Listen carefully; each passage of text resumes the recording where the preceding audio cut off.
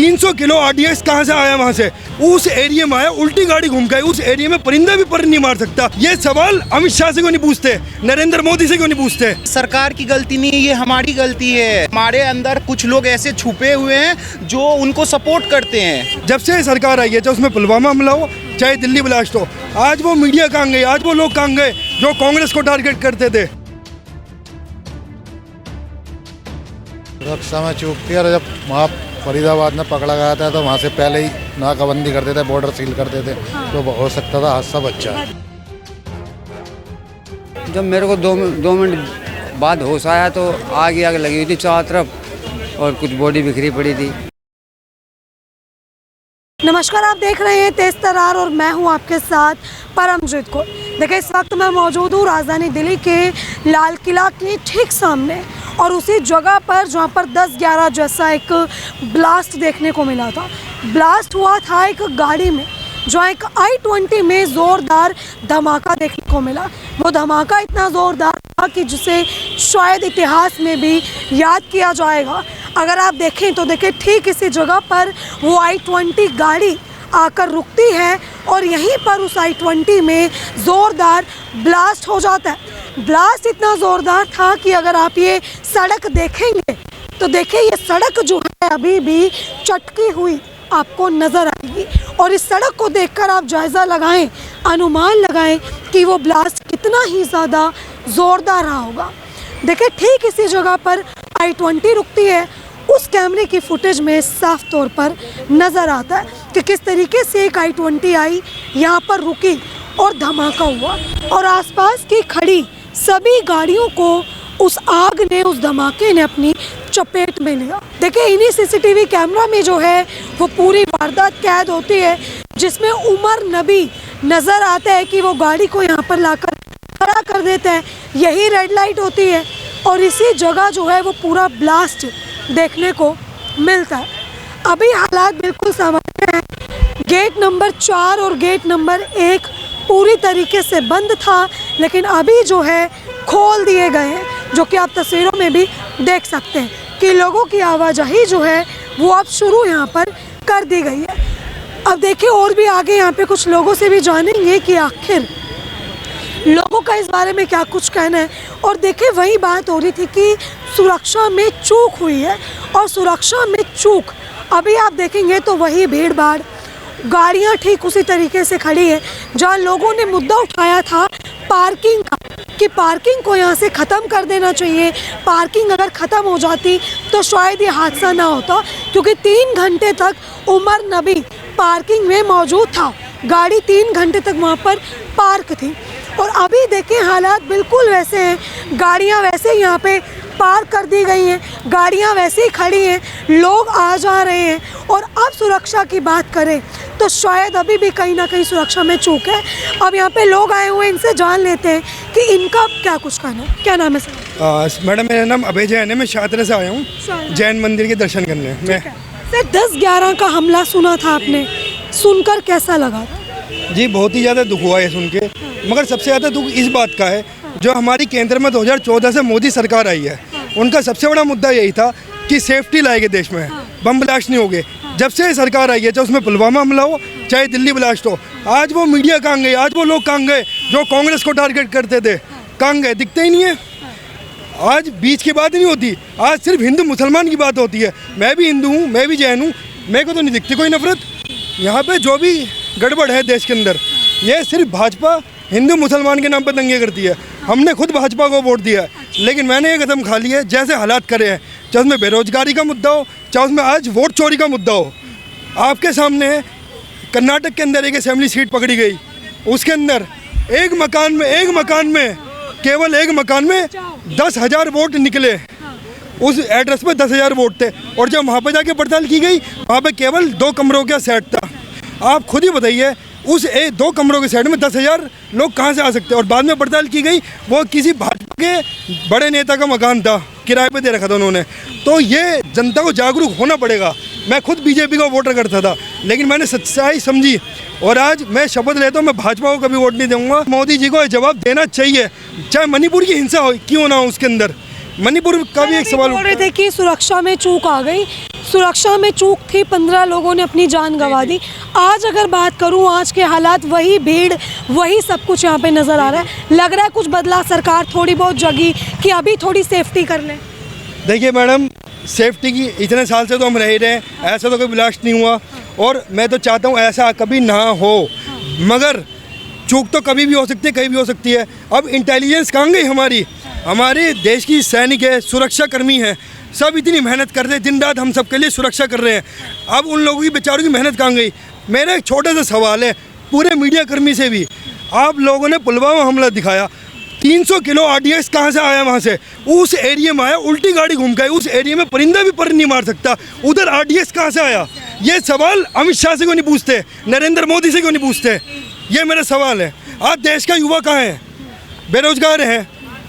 अभी ये जो हमला हुआ है पूरा यहाँ पे, इसी जगह पे जहाँ खड़े हैं, ठीक उसी जगह पे हुआ है, इसके लिए किसे जिम्मेवार माने? इसके लिए सिर्फ और जिम्मेदार नरेंद्र मोदी, अमित शाह और भाजपा की ये घटिया हिंदू मुसलमान करने वाली सरकार है, इसके अलावा कोई जिम्मेदार नहीं है। अगर एक देश की तरफ नज़र घुमाएं तो आप भी मानेंगे कि भाजपा की काफ़ी अच्छी पकड़ होगी। सवाल ये हुआ कि सिक्योरिटी में, सुरक्षा में चूक कैसे हुई, क्योंकि सरकार पहला दावा यही करती है कि हमारी जो देश की सुरक्षा है वो काफ़ी कड़ी है।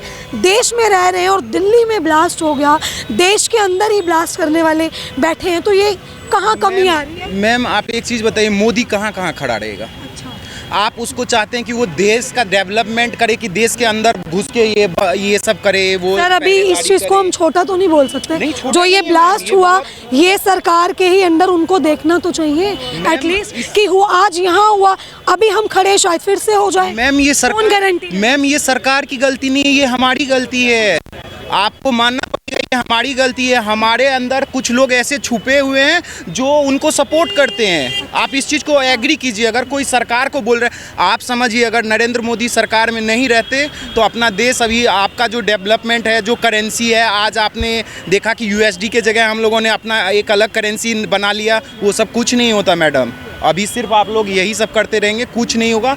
हम लोगों में कुछ ऐसे बहुत सारे लोग जुड़े हुए हैं, मिले हुए हैं, उनको पहचानना पड़ेगा, पहले सफाई घर से करना पड़ेगा, तब हम लोग आगे करेंगे। आपकी बात सही है कि ऑब्वियसली यहाँ पे सुरक्षा का चूक है, इस चीज़ को मैं भी एग्री करता हूँ। अगर मान लीजिए ये विस्फोट हुआ, उसके बाद आप हर एक गाड़ी का आप चेकिंग कर रहे हैं, हर एक चीज़ का चेकिंग कर रहे हैं, वो चीज़ आपने पहले क्यों नहीं किया? वो तो अच्छा हुआ कि अभी हुआ, अगर वो 26 जनवरी में होता तब क्या हालत होती? प्रशासन कोई भी नहीं मरा है, सिर्फ पब्लिक मरी है, हिंदू मुसलमान सब मरे। आप जैसे, मुझ जैसे जो यहाँ पे आए हैं, घूमने आए, मरे तो वही। वो प्रशासन मरा है, समझ लो। जब ये ब्लास्ट हुआ तो एक सबसे बड़ा मुद्दा उठा था पार्किंग का, कि यहाँ पे ये जो पार्किंग है, यही वो गाड़ी थी।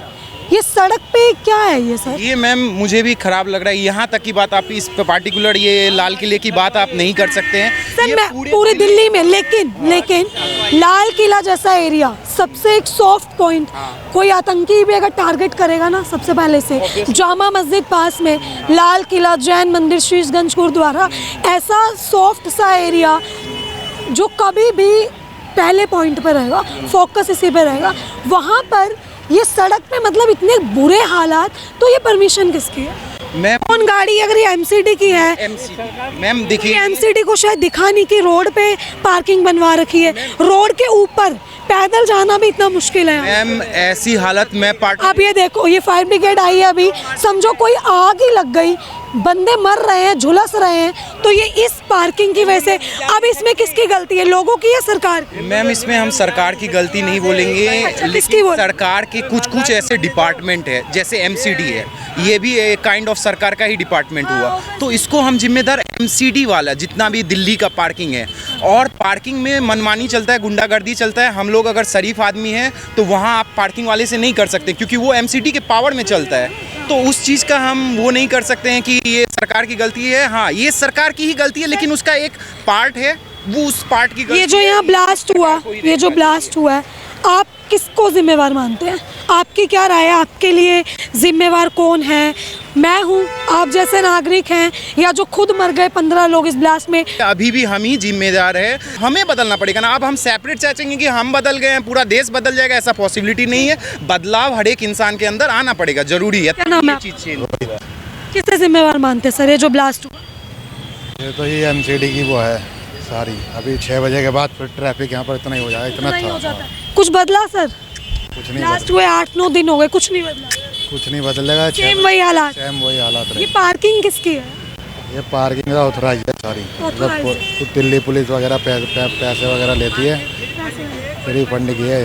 पार्किंग फ्री की है, एमसीडी वाले थोड़ा मोड़ा ले लेते हैं और लगवा देते हैं। अच्छा, एमसीडी वाले लगवा? सरकार से तनख्वाह ले रहे हैं अलग एमसीडी को दिखता नहीं है कि सड़क पे पार्किंग लगा और लगवा रहे हैं। उनकी सरकार की मदद कर रहे हैं, सरकार उनकी मदद कर रहा है। बात ये है, एक दूसरे की मदद कर रहा है। सुरक्षा में चूकती है। और जब वहाँ फरीदाबाद में पकड़ा गया था तो वहाँ से पहले ही नाकाबंदी करते थे, बॉर्डर सील करते थे, तो हो सकता था हादसा बच जाए। देखिए, इस वक्त मैं लाजपत राय मार्केट में मौजूद हूँ और मेरे साथ एक व्यक्ति मौजूद हैं। देखिए, इनके जो है काफ़ी चोटें आई थी उस पूरे हादसे में। जब ये पूरा ब्लास्ट हुआ तो ये वहीं पे मौजूद थे।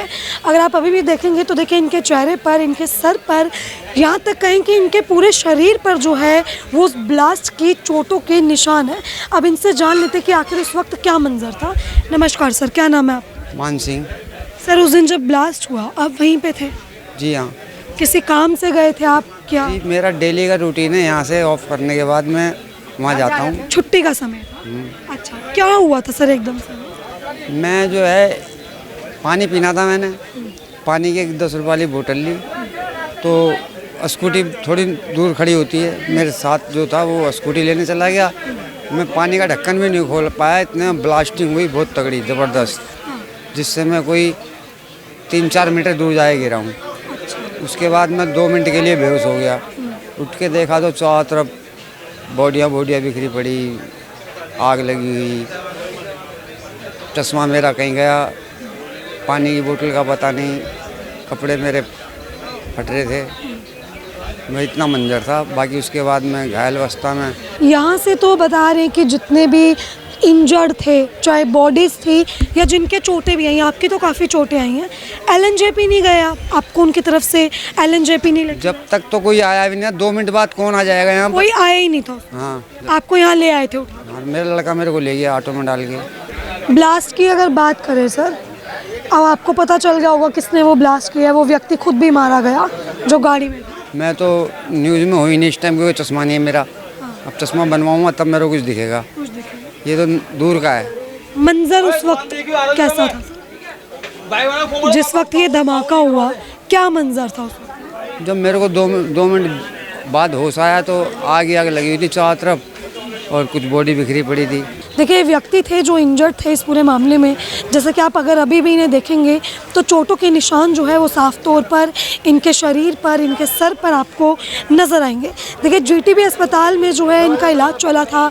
इनका अपना बेटा इन्हें जीटीबी अस्पताल लेके गया था, जहाँ इन्होंने बताया कि जब ये पूरा हादसा हुआ तो 3-4 मीटर दूरी पर ये जाके पीछे गिरते हैं और धमाका इतना ज़ोरदार था कि 2 से 4 मिनट बाद जब इन्हें होश आती है और ये देखते हैं तो आसपास बॉडी जो है वो इन्हें नज़र आती है। बात वही है बार बार कि पार्किंग का जो है वो सबसे बड़ा मुद्दा उठा था कि पार्किंग यहाँ पे इतनी ज़्यादा थी, यही गाड़ी ऐसी खड़ी हुई है। हाँ, ऐसे ही देखिए वो I-20 भी खड़ी थी, ऐसे ही वो उमर नबी की गाड़ी भी खड़ी थी और ऐसे ही वो गाड़ी यहाँ पर आती है और ठीक इसी तरीके से यहाँ पे ब्लास्ट हो जाता है।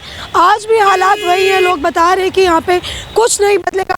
कई लोग मोदी सरकार को जिम्मेवार मानते हैं तो वहीं कई लोग अपने आप को जिम्मेवार मान रहे हैं कि हम नागरिक ही जिम्मेवार हैं, हम ही लोग अवेयर नहीं हैं इस चीज़ को लेकर। लेकिन बात देखिए, यहाँ पे ब्लास्ट की थी और अब अगर हालात देखेंगे तो हालात अब भी बिल्कुल ठीक वैसे ही हैं जैसे 10 तारीख को थे, जैसे 10 तारीख से पहले थे। देखिए, आपने जो है ये पूरी खबर देखी। इस खबर को लेके आपकी अपनी जो भी राय कमेंट बॉक्स में ज़रूर साझा करें और ऐसी तमाम खबरें जानने के लिए देखते रहे हमारा चैनल तेज तरार। अभी के सिर्फ इतने ही। दिल्ली से कैमरामैन नरेश कुमार के साथ मैं परमजीत कौर। अगर आपको हमारी ये वीडियो पसंद आई हो तो इसे लाइक एंड शेयर करना बिल्कुल भी ना भूलें। इसके साथ ही हमारे चैनल तेज तरार को जरूर सब्सक्राइब करें और हाँ, बेल आइकन को दबाना बिल्कुल भी मत भूलिएगा, जिससे दिल्ली से जुड़ी तमाम खबरों की नोटिफिकेशन सबसे पहले आप तक पहुंचे।